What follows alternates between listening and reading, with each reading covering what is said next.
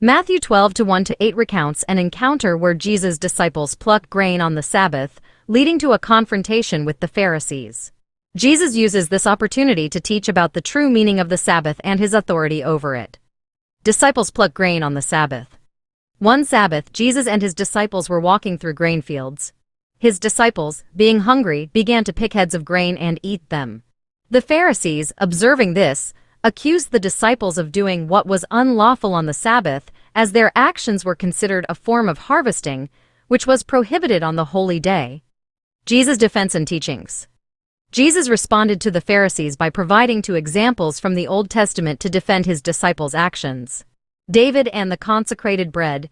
Jesus reminded them of the story of David, who, when hungry, entered the house of God and ate the consecrated bread with his companions.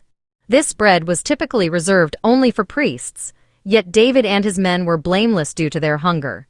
Priests in the temple. Jesus also pointed out that priests working in the temple on the Sabbath perform duties that would otherwise be considered unlawful, yet they are considered innocent because their work serves a higher purpose within the temple. He then declared that something greater than the temple is here. Mercy over sacrifice. Jesus further emphasized his point by quoting from the prophet Hosea, "I desire mercy, not sacrifice."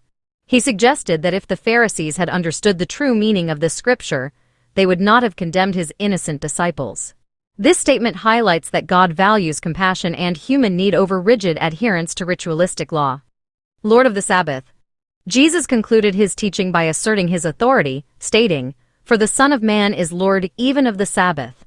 This declaration signifies that the Sabbath was made for humanity, not humanity for the Sabbath, and that Jesus, as the Son of Man, has the ultimate authority to interpret and apply its principles.